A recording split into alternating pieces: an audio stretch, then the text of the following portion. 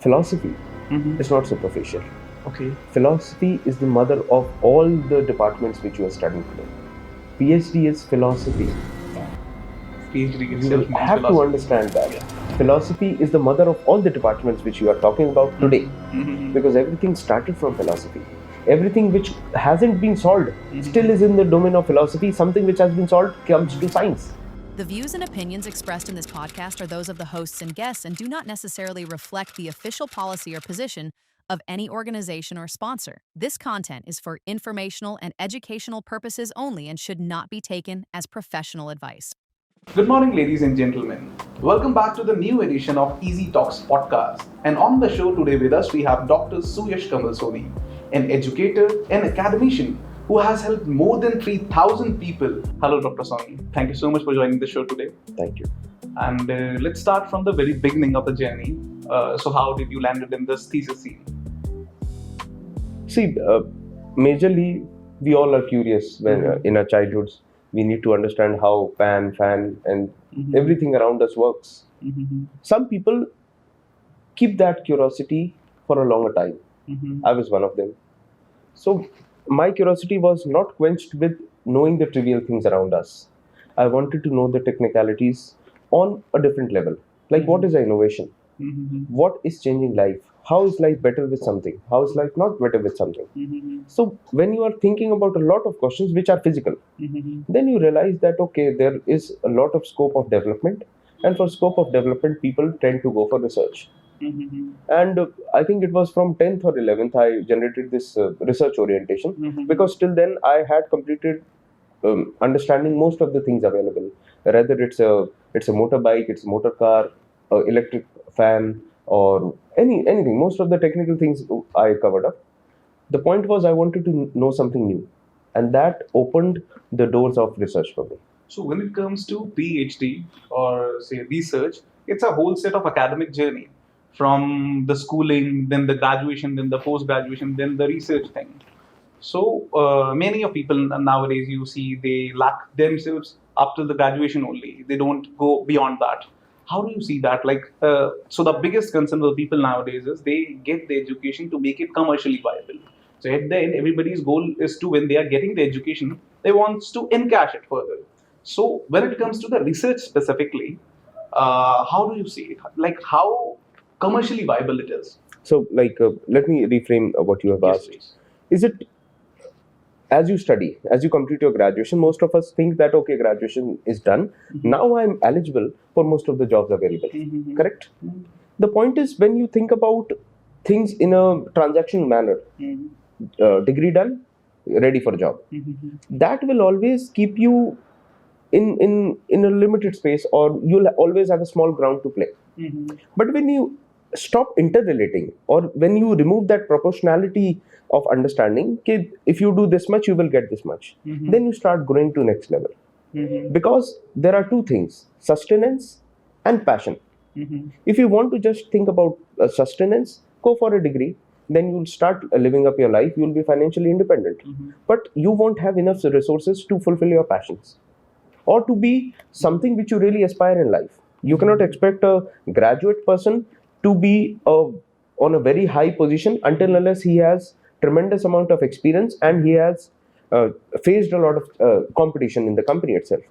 Often we were discussing about a lot of things, but I would like to, I would say, cross-check the boundaries we have made for this conversation specifically.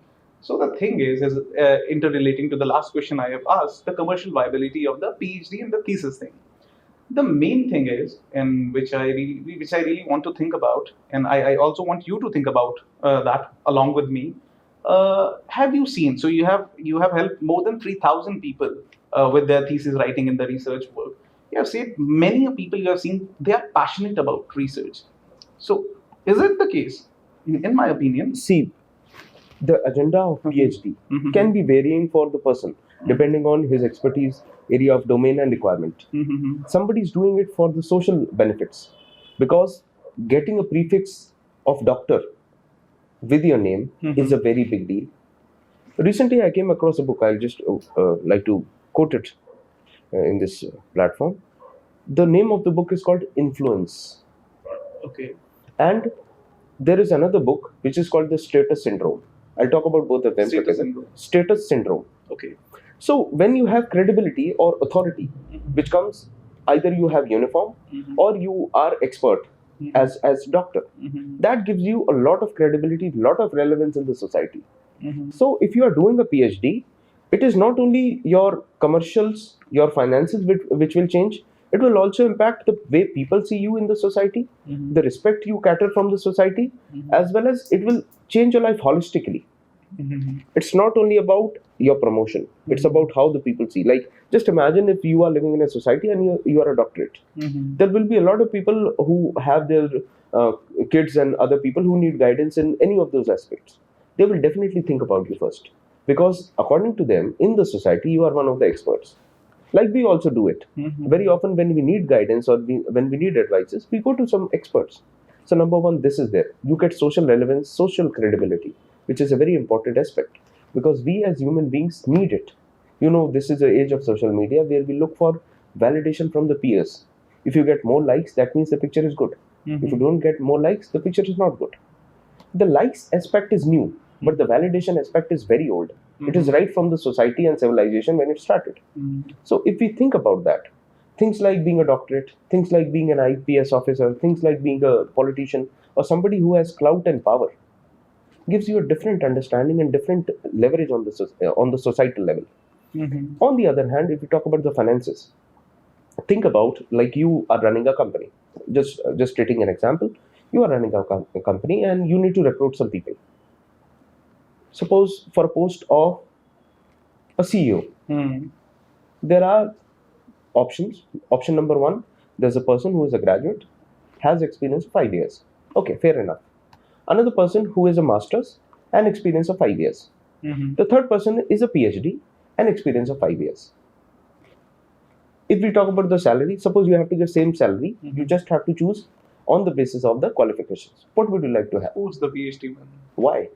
Because he have the more education on the hierarchical scale of the academia. Majorly PhD is all about two things. One is you start thinking with your cognition.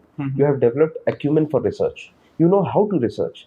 You can identify the problems in the organization very clearly because you are doing it from a very long time. So you are pivoting it towards the analysis part. I am trying to say the seasoning or the training of an individual when he's doing a doctorate is in such a manner that if he's trying to identify a problem for last 5 years and if he's trying to solve it, that means definitely he's a person who is a problem solver. He's not a person who has a complaining attitude. He's a person who will identify the problem and he will tell you how to solve it. Who will lose such an employee? On the other hand, he has experience of 5 years, which is almost equivalent to other options. Really? That is what I want to establish. Expertise in this frame is very important. When you have somebody who is an expert, you can trust on him. And as a company owner, as a startup owner, we all have this problem that we have a lot of things to do. If you are a boss, you will have a lot of agendas to take care. In that case, if you want somebody to identify a problem and solve it, that's the best thing somebody can get. That is like a boon for a company. I would relate it with something that nowadays MNCs or GCCs are looking for the people who could innovate within their ecosystems. They call it entrepreneurs in-house. Yes. So a PhD or like a research person could be directly associated with the same. If I'll move on to the next question. I really want you to take me lane onto this. In the earlier times, we relate PhD and research mostly with the professors we see in the universities.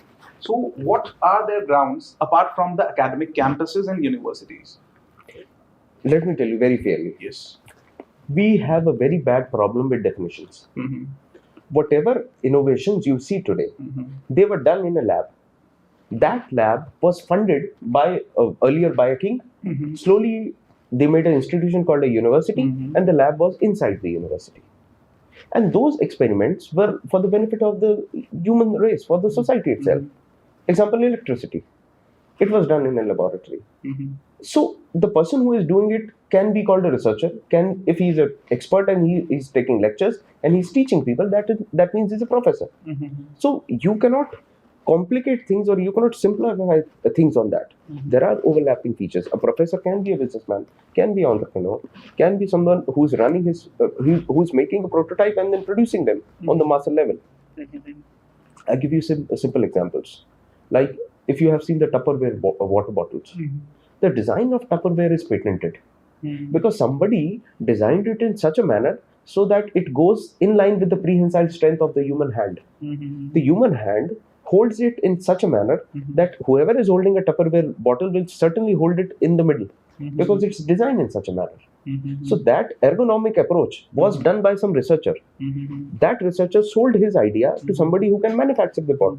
If he had those funds at his disposal, he would have done it himself. Then you would have called him a professor as well as a businessman. I'll be very honest to you. This is sort of a very new perspective you have given me. Moving on to the just next extension of the very same question. So we are talking about the professors and academic peoples. You have given it an industry alignment, right? So just an extension to the same. When it comes to business, we talk about business analysis. As you have said that these are the people who identify the problems and then curate the solutions for the same. So for your students who have been through your watch and achieved their PhD under you, do you have any success story going towards the same, the industry alignment, apart from the academics? Yeah. I'll tell you a lot of things which are related to my scholars. But specifically, I would like to quote a very important research. That research was pertaining to tribals getting access to hospital facilities or medical facilities. Research for this? Yes. So what happens? This is a very wide variety of things which can be done in the research domain. One of our research was how to identify or how to get information on are tribals really getting access to medical facilities? Because, right from any small injury to pregnancy, delivery, neonatal care, and a lot of things are required for a good and healthy living.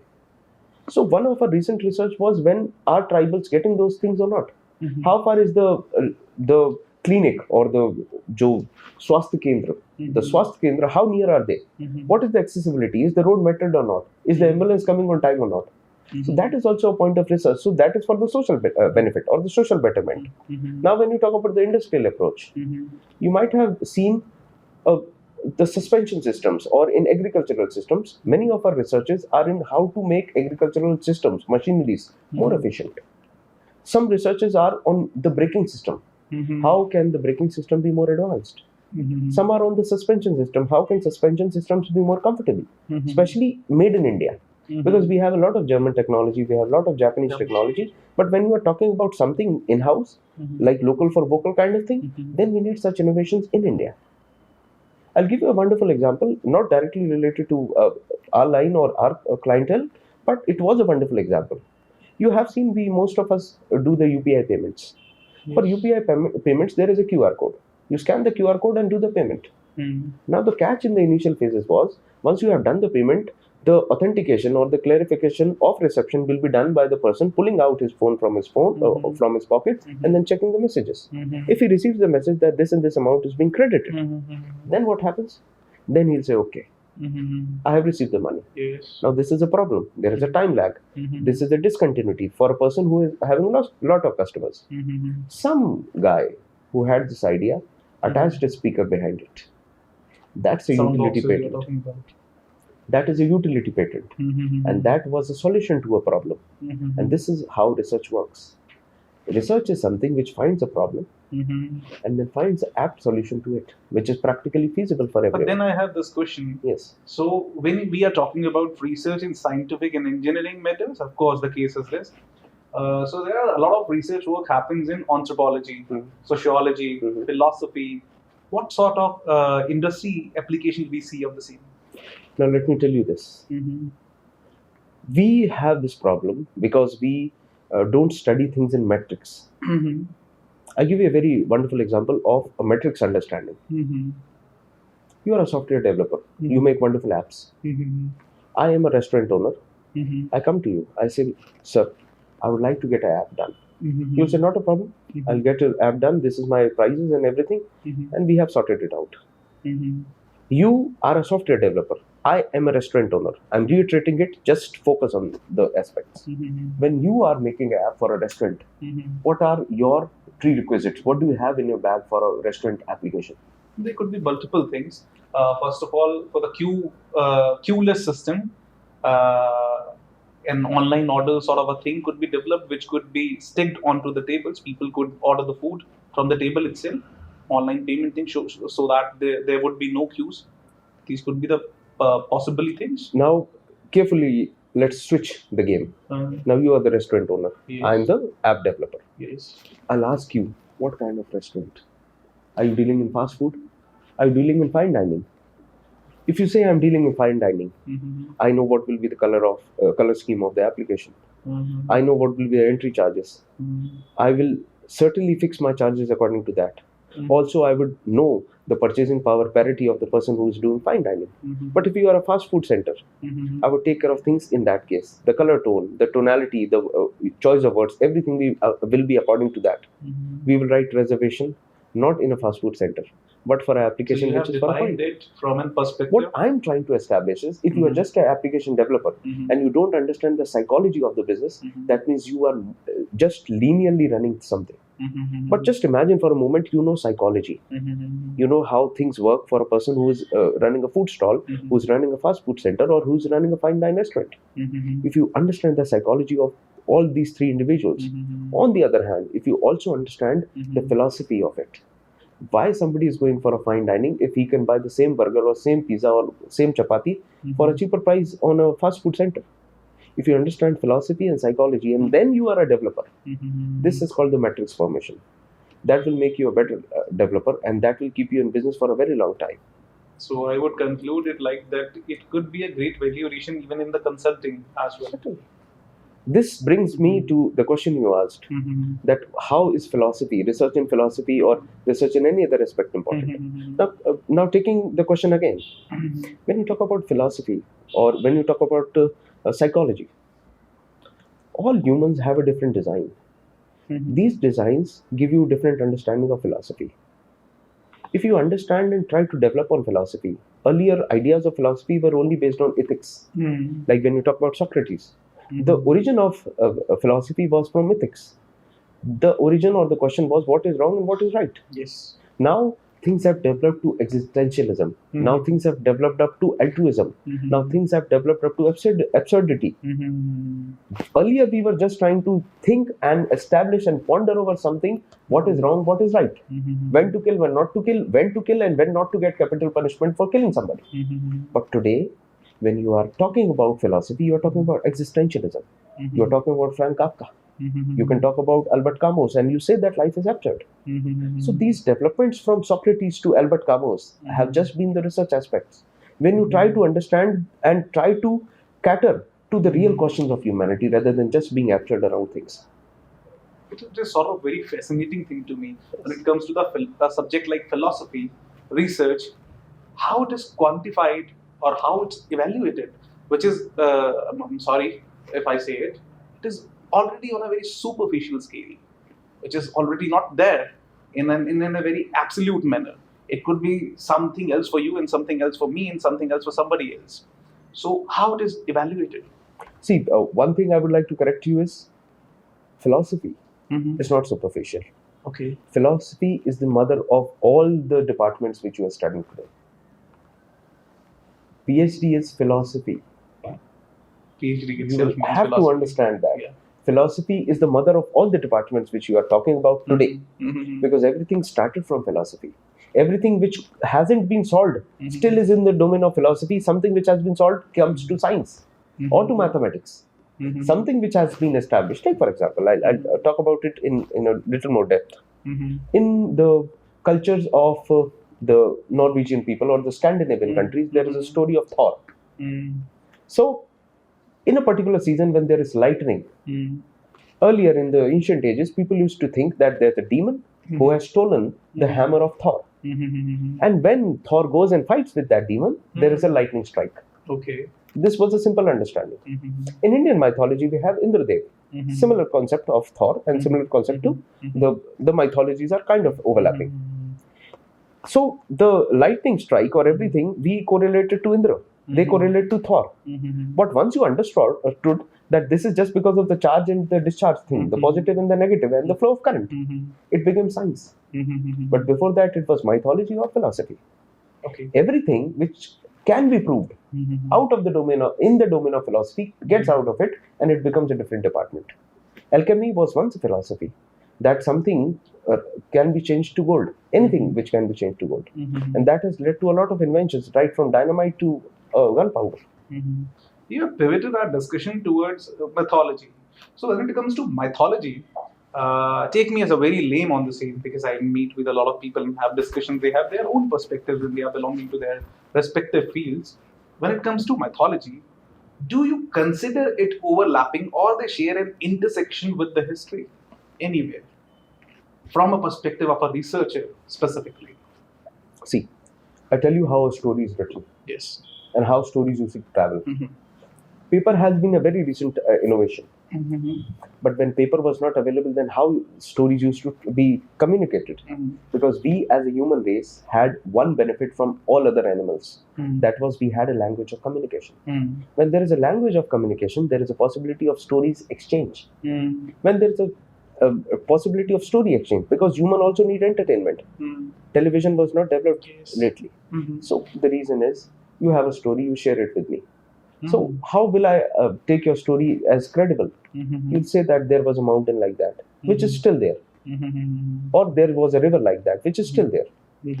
To make your story credible, you take natural things as your witnesses. And these natural things, intertwined with your imaginary or fictitious things, propagate all throughout these directions. India being a country which has done a lot of international trade through Silk Route and other places. So it was not only the goods which traveled to Muslin or to Mosul, which is in Iran, and to other places. It was the stories and the people too. And when people travel, stories travel, culture travels, social practices, religious practices, and a lot of things travel. That is why you find a very strong correlation between the story of Krishna and the story of Perseus. You find a very great correlation between other different stories like this. We closely see the Indian mythology and this Greek mythology sharing in commons. See, we always used to have business, but human life is not only business. It is traveling, it is sharing food together, talking about things, talking about life. Ultimately, it's not only business, it's not transactional that you give your goods, take your money and go back. It's not possible. You travel, you talk, you share stories. And those stories inspire people. These stories are vernacularized. The person who's listening it will transfer it, change it, mold it into their local dialects with their local witnesses and examples, and then convert it. Like the Ganges can be the Tigris in any other story, because it's not written anywhere. There's no copyright, because there was no paper. There was no internet.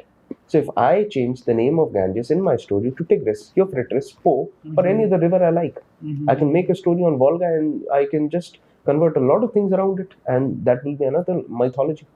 One very important, I would say, narrative I've got in the early days of my schooling, during my history classes, I had a teacher who was apparently an atheist. So he gave me this perspective of thinking the God in such a way that he said, when the human beings got free from their very basic things, I would say, when they have learned to gather the food, when they know how to engage in the sexual processes and keep their generations procreation, they move towards the formation of God. So what he taught me is, human perceived God as a figure of investing the leftover time. As you have said, humans are always in seek of entertainment. When you have time, you want to invest that time to please yourself. Entertainment is pleasing in a way. So this is one of the perspective how the godly figure born. Do you take any interest onto the same, or do you agree with I would like to reframe it in a very different scene. There was a very great philosopher called Friedrich Nietzsche. He said, even if God is not there, man needs to invent him. The reason behind it is, the population of Delhi is 2 crores. Apparently 3 crores now. 3 crores. I take your number. 3 crores. Yes. What are the total number of policemen in Delhi police? 40,000. Divided by 3 crore divided by 40,000. How many policemen per man? Not good in maths. Even if you are not good at maths, you know it is a minuscule number. It would be roughly somewhere around 1,000 human beings on one policeman. Just imagine this situation. 1,000 man, they can do anything they want just after killing that one policeman. They can be animals. They can loot, they can kill, they can be what you call person who eats a person. Cannibalism. They can be cannibal, they can rape, they can loot, they can do whatever they want. Why it's not happening? Because they believe into the system rather than one policeman. No. Then Because they fear God. do you really believe in it? Nietzsche said it because of a very palpable reason. Humans always see up or look up to something which is very, very powerful than them. Because when you are human and I am human, I won't say that I am super powerful, and you will not say that you are saying it right. You will never accept my suzerainty. That is why from the prior ancient history, every king used to symbolize or say that I am son of God. True. Until unless you say I am son of God, I won't take you as my king. Because I want my king to be all powerful. I want to look up to my king. How will I look up to my king if my king says I have one nose, two kidney, one mouth, two eyes? It won't make sense to me. I say, what is the difference? Why not I be a king? Let's just trade shoes. Let me be king. Why I can't be a king if I have everything which you have? Because the king was son of God. Okay. Because God-fearing society has always prevailed. Why God-fearing is required? Because if you try to control human by human force, that's not possible. Now we have the intersection of the jurisprudence, I would say, the philosophy behind the punishment and the law. So there are multiple perspectives behind the philosophies, which works on the intersection of punishments, why the punishments are vested to the people they have committed the crimes. The main question is, which I really want to establish is, in your opinion, or the legal sort of work, the research work you have done, punishments are vested for setting the lesson in the society, or make other person go through certain pain, or do you get it? What I'm trying to establish? Yes, I would just need more clarity on what you're trying. So, if say if X committed a crime, so the punishment would be vested to that person for committing the crime, and then he's going to go through the pains or like whatever of the punishment to set the lesson onto the society. Point number one, we have seen these things in the Arabic countries. They do it publicly to set the lessons as per the Sharia law. See, I know the philosophy of law is different in every region of the world. When it comes to the Indian perspective, they vest punishments to set a lesson in the society, or rather to punish that person to go through that pain. What is the philosophy behind the punishment? If you talk about the punishment aspect, it's majorly for, number one, that you should realize your wrongdoing. Yes. Number two, you will be punished for what you had done wrong. So you keep the lesson setting thing on the top. Yes, because first is the realization aspect. Okay. Why are you in jail? Why are you confined out of the social establishment into something which is very different? The reason is because you should realize that. That is why when somebody is released, he is asked, "Are you a changed man? Have you completed your redemption or not? Are you still filled with revenge? Are you still filled with hatred, or it is gone?" It is just about the like Gandhi also mentioned that very clearly. It's not about the person. It's not about the criminal. It's about the crime. You have raised a very important, I would say, I certainly want to talk about it. Mohandas Karamchand Gandhi, I would say it's really a personality one can hate or love. There is no in between. So what's your opinion on to Mohandas Karamchand Gandhi? See, I very clearly state this. Don't be a blind bhakt. True. Don't be a somebody with don't be a, what I say. There was a lady in Mahabharata. What was her name? I don't remember that. She used to have this. Her husband was blind, but just because her husband was blind, she also used to keep a blindfold and she used to roam around, even though she could see. I'm not getting a. I'm not recalling the name. Yes, there was some lady like that. Yeah. Don't be that lady. Okay. See, somebody who's blind, it's his limitation, but it's not yours. The point is, as you mentioned about Mohandas Karamchand Gandhi, understand the person. You will fear things until unless you understand them. Once you understand things, you stop fearing them, you start understanding them. then love and hate is a very minuscule and a shallow aspect to things. It is more about influencing yourself with things. If you are influenced with things, understand, then get influenced with it. Many people don't give time to understand personalities. They try to live with the impressions of others. You say something about Gandhi and I just take it on the face value. That is my problem. I should do the homework so that I can be influenced about anyone. When we ask anyone, do you know this about Gandhi? People say, no, I don't know about it. Then how can you say anything about it? True. Or any personality. I'm not being jingoistic on any particular personality, but I'm just trying to say, spend time, sit with the man, sit with the books he has written, sit with the ideas, and sit with the people who have written about him. Then you make your personality. Like, for some people, Stalin might be a good man. For some people, Mao Zedong might be a good man. Difference of perspectives. Different of perspective. I would also try to frame it in a matrix form. You understand the psychology, you understand the history, you understand the scenario of the country, then you talk about it. Of course, I was in talks with the ambassador of Mongolia. He was spreading light over the Genghis Khan. Yes.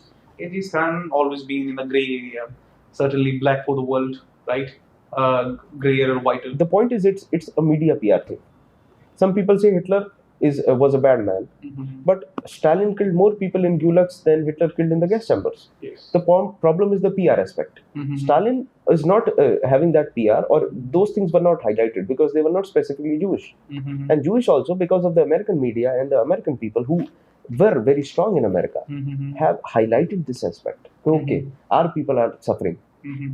Nobody raised words for the Russians who were suffering, or the people from Chechnya and other places who were suffering.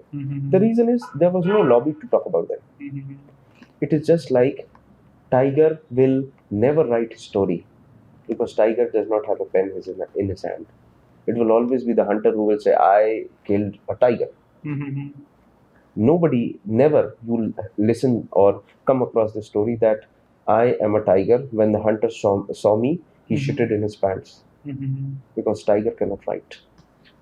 Now, as the canvas become global, and we are talking about the global issues that I mentioned, Germany, or say America, Jewish, this and that, whatever is happening in the Middle East nowadays, specifically, if we talk about the area which is in the Israel, what we call it, Gaza, right? What is your take onto that?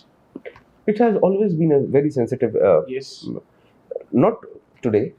Like I would take you 1,000 years back during Crusades. It was in the 10th and the 11th centuries.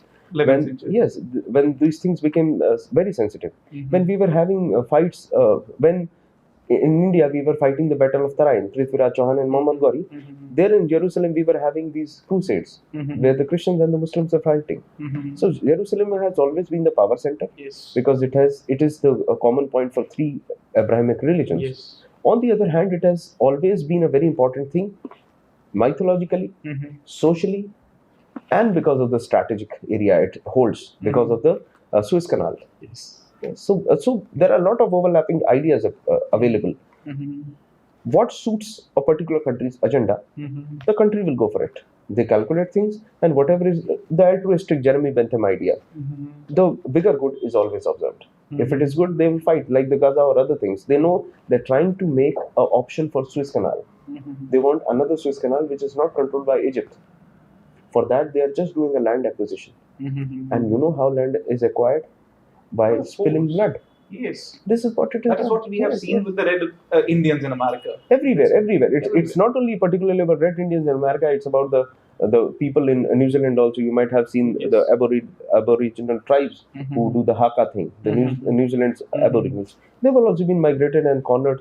Even the Aboriginals in Australia. Now you barely see those people, but they were there. It was never a country with no man. They were civilizations, they were societies, but now they are cornered into some deserts or some places where people don't know, somewhere in oblivion. Yes.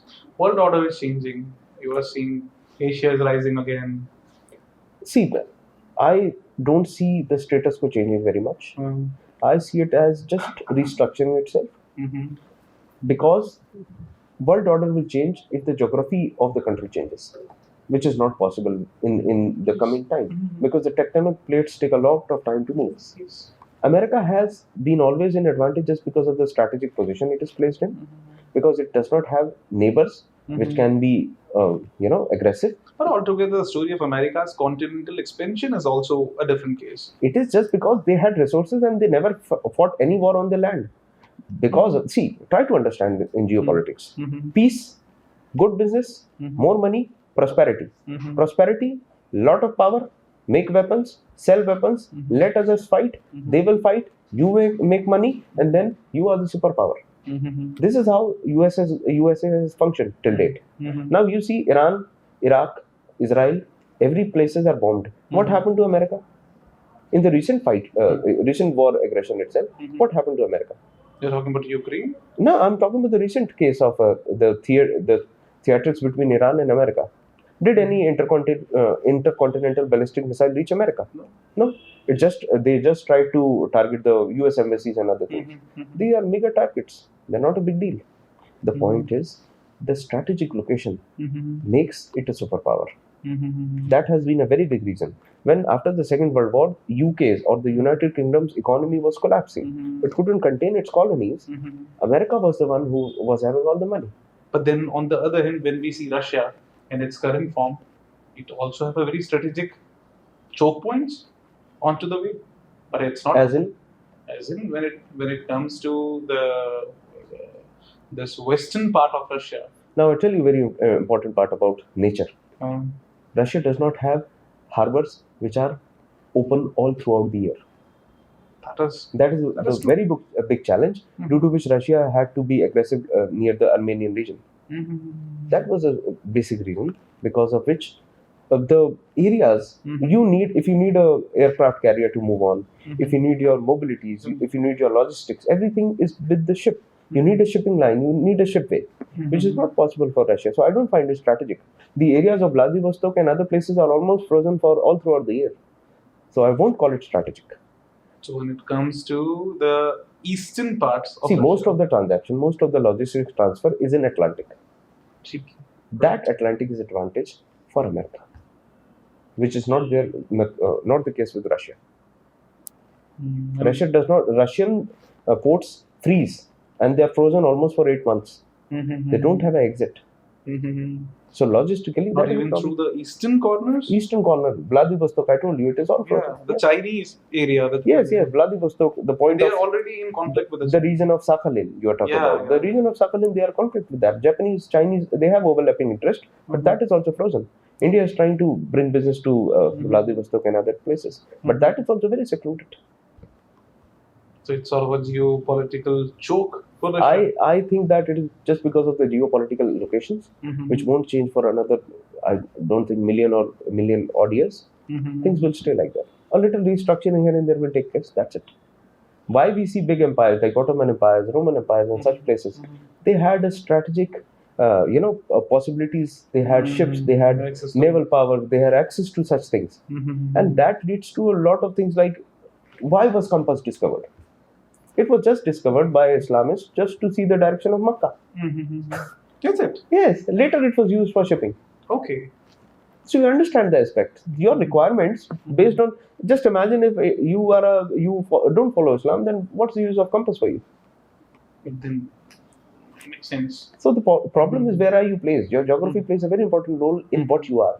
If you were in Afghanistan, you at least knew somewhere around, you already would have known how to handle RPG or M32 or a AK-47. If you were 10 years old in Afghanistan, you might have started repairing Berettas. For obvious reasons. For survival, I should say. But you're not in Afghanistan, so you don't know what these are or how they look. We in India might not be able to differentiate between them. True. The point is geography.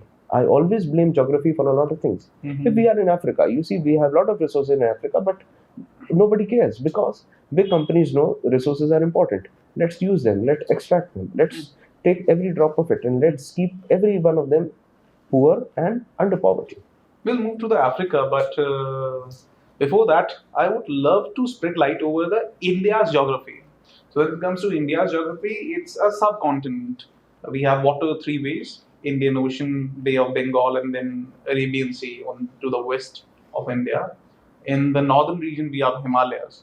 So when we see India as a country, it's well guarded geographically. What are the choke points you see with the Indian geography, which is See, lacking. I don't find India being well guarded. I would just, counter this with the Mumbai attacks. Then I will again counter it with the 1948 insurgencies when the Qawwalis and other people entered in Kashmir. And I can another way counter it because we share boundaries with in Punjab in India and Pakistan. So there are a lot of infiltrations. There are a lot of transactions in form of drugs and other things. Then I can also tell about the porous borders with Bangladesh and Myanmar. So we are not well protected and guarded. Also, on the other hand, on the contrary, we even have challenges in the Siachen, which is the highest point, but we still have challenges and issues with China. So I won't say we are very well But guarded. these are the issues developed lately, no? I see the point is not 1948 is not lately, it's 75 years from now. So I'm talking almost about a century. And they have been older than this. But the problem is we got controlled in 47. And these things have, if you see the British history, you see Afghanistan has always been a problem. That was a hostile region from the very beginning. So even in 1999, the Kandahar issue, which happened, which has been mentioned in a lot of movies, that also was a very big challenge for us.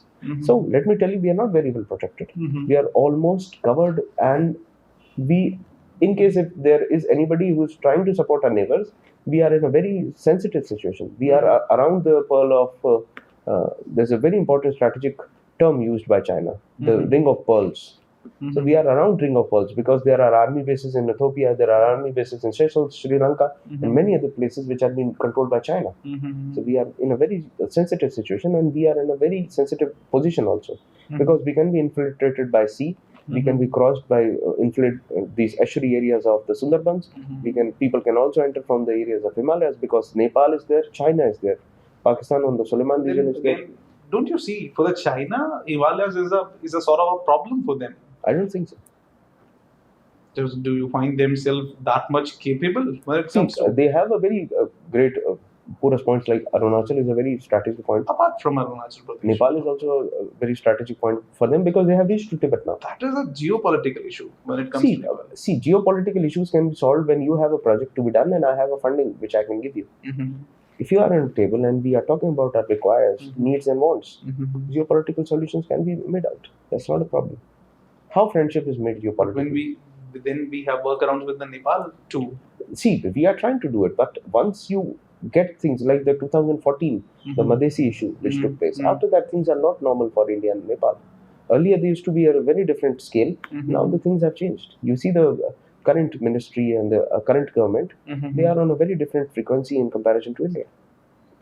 So we'll have to understand this. We are not very okay with our neighbors. Do you see Nepal in a very communistic alignment? I see Nepal is going through a very strong revamp. And within last 10 to 15 years, I've seen a lot of revolutions, a lot of constitutional changes. Yes. They make constitution, they break constitution, then they have revolution, then a lot of things. So it is an upheaval situation for them. And it has just been underpinning because of the Bangladesh and the Sri Lanka issue. I should say that was the third episode in this upheaval. And there are a lot of things like that happening in Pakistan also. But a lot of people would not know it because of the censorship and the information which is not very well transferred to the countries. India's foreign policy. Let's talk about it. So when it comes to India's foreign policy, people have different opinions. Some say it's sinking. Why? Because we are making a hostile neighbor, as you have mentioned, the case of Nepal. Then we have this Bangladesh issue. Then we have Sri Lanka, which is going away from India, and Pakistan has gift from 1947 itself. In China, 62, whatever.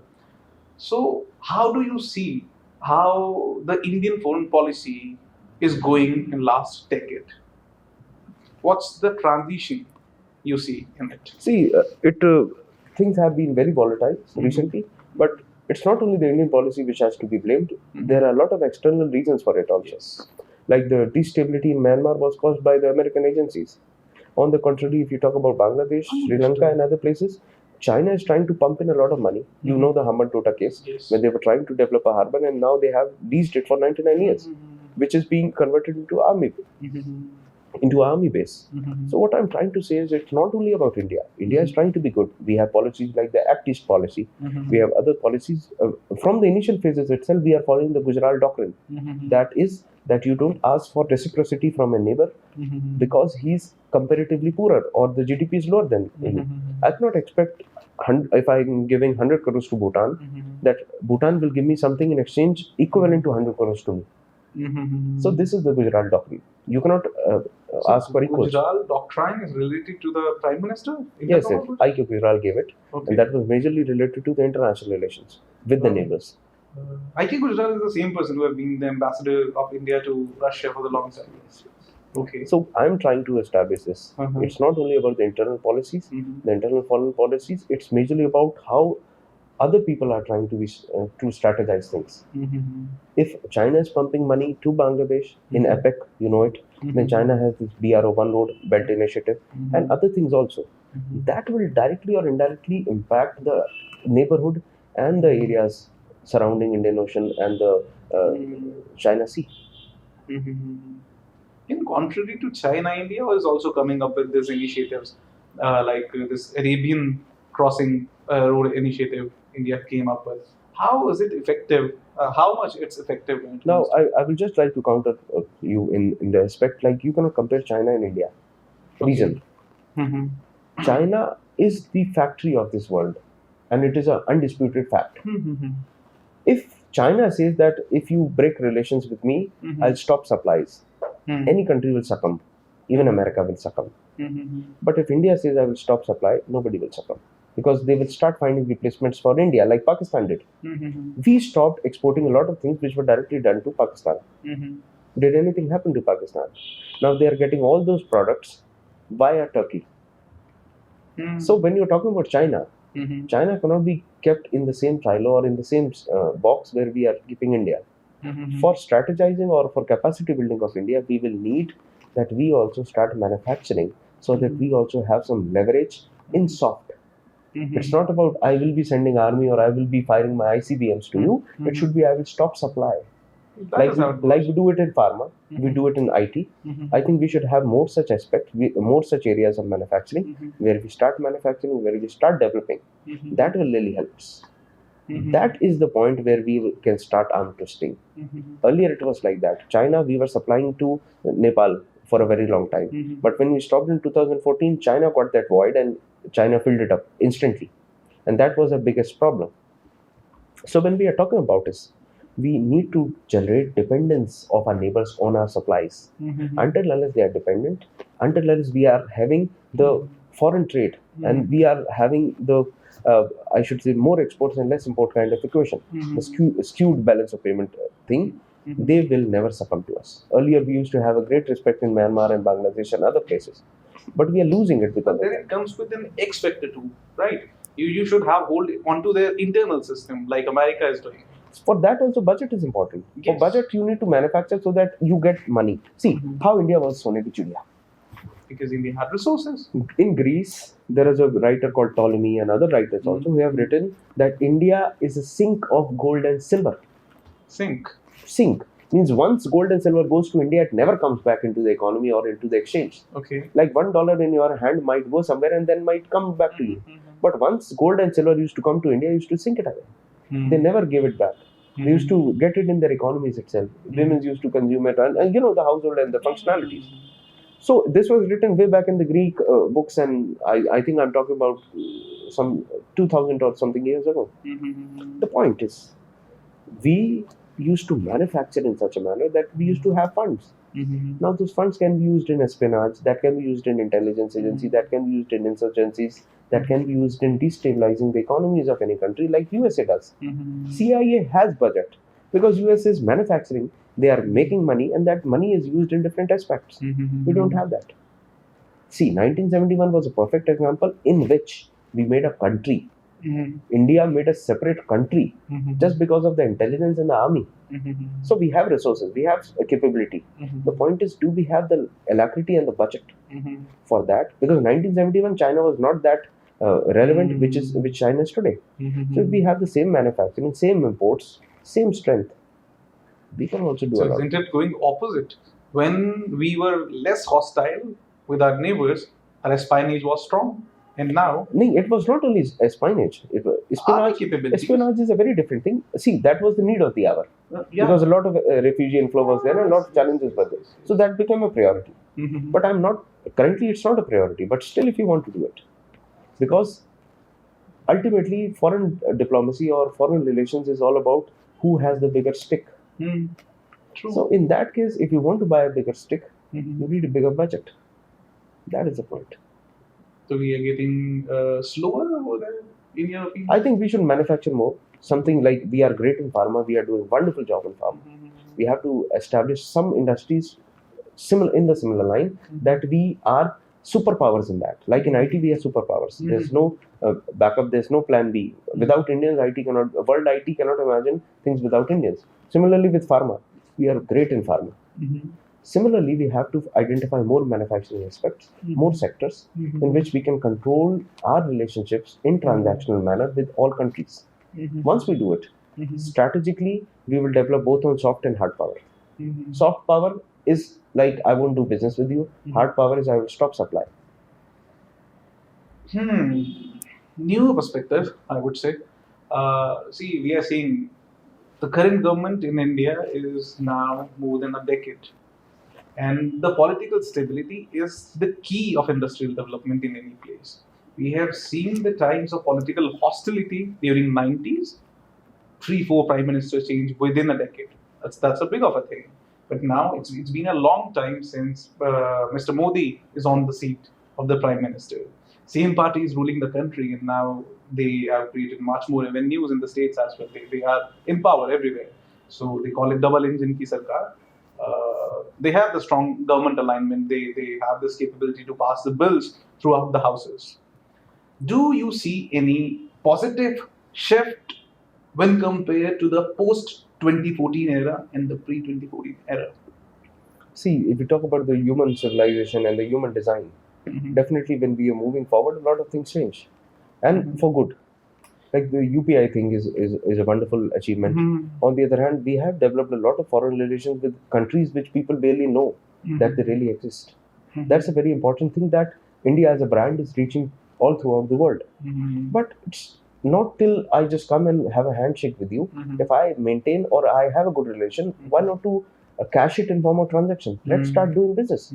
See, if you're comfortable with me and I have something to sell it, and you have some wants for something, why are we not having that? That is why I reiterate the fact once again, India is having great soft power all throughout the world. There have been a lot of instances where we have seen this on the geopolitical scenario. The only point missing is we are not strong on trade, because we don't have a product which the world needs. We have a product. Like, see where this all is coming from. I have read very carefully about the 7-year wars between the Prussia and the French people. Then I have read about the 100 Years War between the Britain and France. After two countries being hostile for 100 years, they are in peace today. The reason is they are transacting things now. They are having business now. Business generates dependence. Business generates common interest, and common interest are needed to be protected from both ends. It is just like a bridge, which both will have to take care of. Because interests are involved. Like I would like to quote Benjamin Disraeli on this aspect. When it comes to money, all religions are same. Let me further expand it. When it comes to money, there's no reason to fight. When it comes to money, there is no reason to fight. Because once it is about money, once it's about, if you are having money in your pocket, if I'm having money in my pocket, you can be a pagan believer, I can be a believer of any god I want. Yeah. It doesn't make sense for That's you. what we see. Yes, and that is the most practical thing to do. So it's majorly about doing business. Once you start good business, you stop fighting. Why is Afghanistan still fighting? Because of the scarcity. Afghanistan is nothing just apart from poppy. They just have Afim. Afim ke alawa, they don't have anything in their economy. Once they have business, once people have employment, like in Kashmir it happened. When we did away with Article 370, what happened? People who were pelting stones for 600 rupees a day were given jobs, employments. So today they have stopped doing it. The reason is, why is the person unemployed? If you give him employment, then why will he do that? If he's getting 1,000 rupees for sitting and doing a job, why will he take 600 and throw stones, which has equal risk of a pellet gun? Try to understand the transactions. The human nature is in such a way. You take money, you take employment, you stay happy. Afghanistan has this problem. Some parts of Pakistan has this problem. Balochistan has this problem. You are discussing youth, right? And you are talking about jobs, employment. You have seen what happened in Jantar Mantar a few weeks ago, the CJP protest thing, right? How do you see it? See, I find it. I'll give you a perspective Yes. thinking out of it. Yes, please. So people talk about the death of media's independence, the sovereignty of journalism. They talk about. Then we have a different picture of people reflecting what happened in Nepal. They are relating with what is happening in Delhi. They are relating these two cases. Then they are talking about the paper leak things, which is nowadays very, very often to see. And you are specifically in the field of academia itself. So these are different perspectives of seeing this picture. So I just want you to spread light. Let's be practical on everything. Yes. And we'll start thinking this with practical approach. Number one is paper leak is a very big black mark for India, country like India. Our scale, our resources are in such a situation that we can seamlessly do a lot of things. Paper leak should be dealt with very carefully. Yes. Number one. That is one part. Number two was the complete protest was for accountability. Yes. Like what happens in most of the European nations, and it has even happened in India. Yes. Like you would have seen, there are a lot of examples. Earlier in Congress government, there was a railway minister. We have seen Lal Bahadur Shastri. And a lot of people like that. So what happened, because of a rail accident, there were a lot of deaths and casualties. So the railway minister took accountability and he said, I will be getting down. So that accountability has to be ensured, and that was the protest all about. They wanted the education minister to resign so that the accountability can be set. Number one.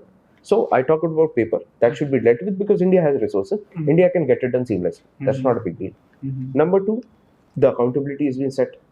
Number three, on the individual aspects, I would like to say that in any country, you see, if you are talking as an individual, you should always think about your personal interest first. Yes. Because when I read the interview of AIR2 in the re-NEET, when the NEET was done again, so, okay, there were problems in NEET 1, but NEET 2 was done properly.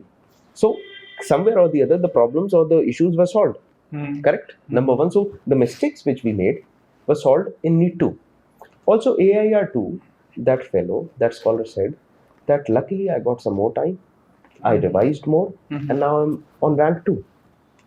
Now try to understand this situation. He is on rank 2. I think he might join in August. He will be joining the course wherever university he's been allotted or whatever medical institution he's joining. But what about the person who is doing the protest? That is the problem. When some people are trying to establish accountability, they jeopardize their personal goals or they jeopardize their personal agendas. These are young people. If they are playing with their lives in such a manner, that is a problem with them. I do agree with you here, but I'll tell you something. When it comes to the movements, specifically like this one is taking a political phase. Of course, any movement to sustain have to take a political phase. That is what we have seen during 2013 or the older times, whatever JP protests we talk about. A protest has to be political in order to sustain. When it comes to the people present over there, can't we call it the social conscious of the youth to be there? See, I won't call it social conscious because there were a lot of things which were missing. And now it has been identified, the police also has identified, even the social media has identified it in that color. Earlier, all the social media channels were all filled up with this pictures of the protest and videos and other things. But today, when you observe the kind of slogans, the kind of things they were saying about the Honorable Prime Minister or other people like that, the point is, these are leaders of our country. You cannot disrespect a leader. See, you cannot be disrespectful for getting your rights. The fundamental rights which are given to the citizen of India is that you can fight for your rights. If they are infringed, you can talk about it. But you cannot be disrespectful. True. You cannot be saying things which are not which are never It appreciated. has to be the appropriate Also, language at least. as a student, you are a student, you want your career, you want your life, you have just started it, you are 20 years old, there's a lot of things to see. But boss, the thing is, the protest is not only about those people. They are not the 100% of the same. The point is not that. See, even if one person, just imagine, as you said, they are not 100%, but if only one person It dilutes the effect. might have done something haywire, complete protest would have been digressed. Don't you think that? Just imagine But these one. people are challenged with themselves too, no? See, because the protest is not aligned. You don't know that all the people are students or not. You don't know even if they are students, they are all. But that's the case with every protest you see. I'm just trying to minimize the risk and the challenges. Ultimately, you wanted to set accountability. No? For setting accountability, if things are done in a more organized manner, things take a different take. Like in Nepal, as you mentioned, you see videos after protest. The youth cleaned everything. You see things in Jantar Mantar. I can still show you a lot of mattresses thrown around. I'm just trying to say, protest is not a problem. I'm just trying to establish that we can be more organized. Yes. Reason for organization is your personal safety. If one of them might have lit a car on fire, if one of them might have planted a small bomb, who knows? People went for protest, and if they are casualties because of that, who has to be blamed? Again, you will be blaming the government for that because they were not ready for the security challenges. But were we accepting it that design? And the politicization also is a very big challenge. I don't find where are those politicians or where are those leaders which were leading the movement earlier. Nobody's like in Nayak. You see the Nayak movie of Anand Kapoor. There's a very clear scene. बनेगा एक दिन का prime minister या एक दिन का CM. Do have options in research. Now coming back to our domain, what we do is we find a problem. First point of research is identify a problem. Identifying the problem is not the end; it is the genesis. Number two is you find the solutions based on your domain. I'm a mechanical engineer. I find the engines which are currently running are not efficient. I will go for an efficient engine. That is my research. And that is the solution to the problem. Similarly, when I talk about the protest thing, we wanted to establish accountability. Why not to do it in a more organized manner? There are a lot of pressure groups. There are a lot of social media things. A lot of things can be done. There are campaigns which can be run. And see, I'm not into too much like I don't know what all can be done in form of protest, but there are a lot of great examples where even prime ministers, presidents have given away their seats because of the right direction of protest. I just want, if we as a bigger country are doing it, why can't we a little more organized to be safe on our hands? If a child dies because of the protest, who has to be blamed? What will that protest give to the parents? What is the outcome of all that action and reaction? I just talk about individual very specifically. If one casualty, one child dies in the protest, who has to be blamed for that? A little more organization will keep you safe because you are youth of the country. If somebody who dies in his age of 20s, just imagine, the nation has given a lot of things. He might be under BPL scheme. He might have got a lot of things, freebies. It's a bigger loss. It's a loss for the country, for the family. Who is responsible for it? I want little more organization. You want to set accountability, do it, sir. I'm all with you. But a little more organized and little more sophisticated. You cannot be shitting around. You cannot be barking like a dog. You cannot make memes and disrespect people with all the cuss words and everything. Language should be restrained. And it should look like a protest. See, as in fundamental rights, it's very well mentioned that you are free to speak. You have freedom to speech, but there are limited restrictions. Yes. I am free to speak. That doesn't mean exercise of your right should not violate others' area. That is the point, and especially for the first person of the nation. So that when internationally, if somebody is saying, they won't take it as a student protest. That looks like a political hijacking. True. Yes. Criticism and healthy criticism should be the spirit of democracy. The reason why I say this, Gautamji, is now I'm seeing a lot of apology videos of those students on social media. For obvious That reasons, is the problem, sir. The reason is not the problem. The problem is if you knew things can be take this turn, why not to be a little cautious when you are, using the muscles? Unfortunately, that's there. But on the greater question of the protest, not onto the figures on the border areas of these, the protest went in a very different way. We were not expecting such a things are happening, and then we have seen Mr. Pradhan also resign. He stepped down, yes. Yes. So the major goal that was to set the accountability. It's done already. Yes. Right. And even I think there is a SIT and other things which are being done because RENEET was done properly. Nobody talked about it. Even when the protest was going on, they got the results out and everything was seamlessly done. The person who wanted to get into the system or get into the NEET and do his medical thing is already studying now. He was not on the protest. Pivoting back our conversation from these political topics, we were initially and originally discussing on to the research work. Yes. And you have very well stated the commercialization of research. And to be honest, I was very much unaware of the industry applications of research. So you have said this one thing: research primarily happens in lab. The philosophy is written outside. So we are onto the same page for the same. So moving on to the next question, how did you landed into the research scene? You personally. So you are a BTech. Yes, I'm a BTech. Yes. See, I'll tell you a little about my journey. I'm a BTech. I completed my BTech in mechanical engineering. Yes. After that, I did my industrial engineering and management. So that was a combination of kind of management part as well as the technicals. Then I did my master's and then finally I did my doctorate. The point is, all throughout my journey in education, there were some impediments, there were some challenges, which I realized are a very big thing if somebody is not having right resources and right mentor. When I realized both the things, I said, why not to make this as a vocation? Why not to help people, whatever I have been through, why not to help them out and tell them, okay, drive slow, there's a ditch. That is what I'm doing. I'm just trying to identify the challenges and I'm helping people to generate more awareness.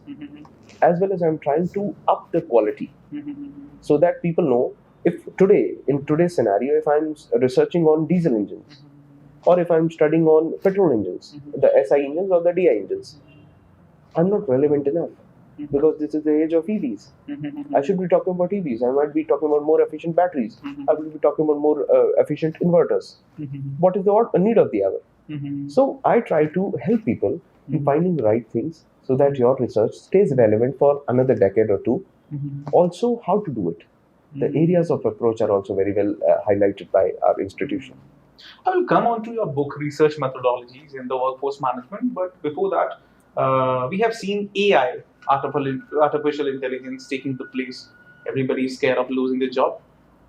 To be honest, frightened. How, Doctor, what do you see it in your space, in the research? Is it infringing the area or is it complementing it? See, I give a very wonderful analogy to it. When wheel was discovered, it was very analogous to AI in today's age. But wheel never decided the destination. It only made it seamless. You could go from A to B easily because of the wheel. Earlier you used to walk. Similarly, AI has made the travel, the journey easy, but it has not made the destination for you. You will decide where you have to go. AI will just help you to go there. In research, when we have to read research papers on a particular topic, you can just type on AI, on those various AI platforms, I need research papers on this and this topic. And it will help you out with the recent research papers. You have to just prompt it. Earlier, you had to meticulously just pull everything out. That is the only benefit of AI. Apart from that, if you think that that will help you in research, solving a problem, not possible. So it is just like wheel for a hunter-gatherer, AI for a Gen Z, or AI for 21st century was like the wheel for a Paleolithic or a Neolithic man. Nothing more than that. At least good for the scholars. So see, it's not only good for scholars. I would like to say, people, if they have patience, rather than making your WhatsApp university as your mentor, try to read some research papers. That's not a big deal. With AI, it is very easy now. What you used to get those forwards in university or WhatsApp, better just find those things Download a research paper and read it. But then again, developing whole that nuisance is a whole different No, thing. why is it so? You can ask AI to make a summary of it. Then you can ask AI to make an audiobook out of it. But read so that you are not misinformed. You're very much into books. I have noticed it many times. I have visited your office. There is always a book resting onto your table. So, what's the recent book you've been through? See, I generally don't read one book at a time. I have multiple projects, and I switch to them based on my moods. I'm a big fan of Dan Brown, and recently I'm reading Secrets of Secret, one of the books. Then I also was covering up a little, brushing up on history. So I was reading a book on history. So that was Invention of Science. So there are some books like that which I keep reading. So depending on the and recently I also am reading Osamu Dazai's No More Human. So I touch up on philosophy. In the meantime, I might be reading about some fiction, some history, or some metaphysics or something like that. So I keep reading depending on my mood. I keep switching to books. I keep bookmarks everywhere. So somewhere around 4 books in one set. I recently came across this book, Research Methodologies. Yes. What is it all about? See, what I realized is anybody who takes admission into PhD, the first and foremost challenge is why I am here. So the answer is for research. Now the second question is what I have to do. The answer is you need to learn the methods of research. Then I found that there is a very old book in research methodology. After that, nobody has developed anything. Now, when you talk about AI and the things which are coming up with AI, I think those the book also needed to be updated, but it was not there. So we came out with our book called Research Methodology, which is being co-authored by me and Dr. Gavin Dias. So we both came and we wrote a book on research methodology so that the new interns, the people who are coming in for doctorates, they understand the crux of PhD. Like how to identify a problem, how to make a problem statement, how to identify the research areas, the variables, what is a dependent variable, what is an independent variable, what is an alternate hypothesis, what is a null hypothesis, what are the types of solution, how to go to a solution, what is data collection, what type of data collection, what are formulas used, what are softwares used, everything has been mentioned. PhD has always been a fascinating thing to me. Looking after the prefix DR is like sort of a dream for a lot of people. And as you have mentioned very early in the show, that you gain a certain validation from the society when you are carrying this with your name. So many people are fascinated about the doctorate and the thesis, but they're not very much aware of the technicalities of it. So please spread some light in the Indian academic context, how it goes.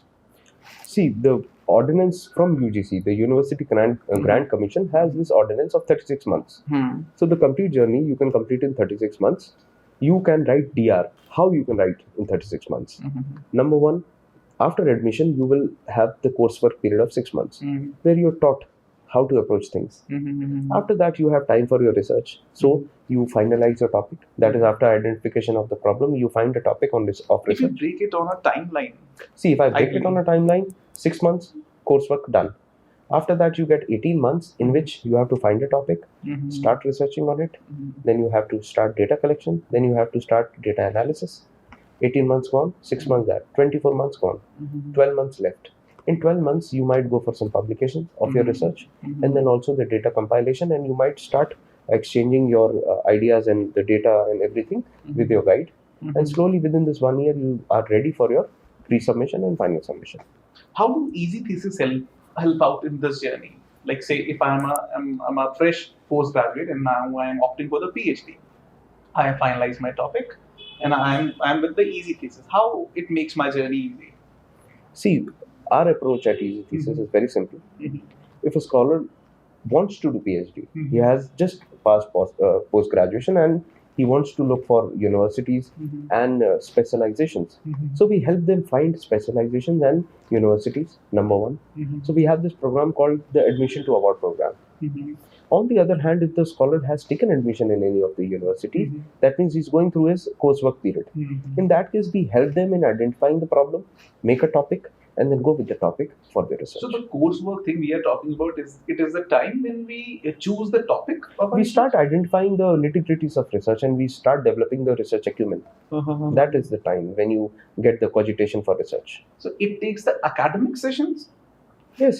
That How it goes? it is like you can have online classes for it.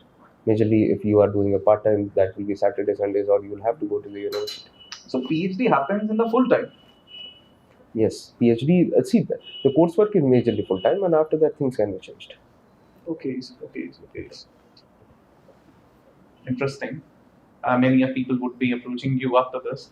So as we were discussing that you have helped already 3,000 people when it comes to their thesis and the research work. So say if anybody wants to connect with you and wants to seek your guidance, what are the ways? Sir, if anybody wants to, connect with me, they can connect us by Instagram, Facebook, LinkedIn, or they can come and visit our office. We'll be happy to help them. We'll have a plan charted out for them on the paper. So we are placed in Delhi, and we'll also share the details with you. Apart from the students, many of the businesses are also looking for the research assistants, like for the compilation of the science behind it and that sort of thing. That you do that type of assignments too? So generally, we are very preoccupied with the scholars itself. So we are specifically into scholars domain only. Thank you so much for sparing out time for today's exchange. Thank you. In my belief, it goes wonderful. Thank you so much for sharing the insights. That's a wonderful episode by EzzyTalks. I hope you liked it. If you did, make sure to subscribe our channel for more such videos. Thank you so much.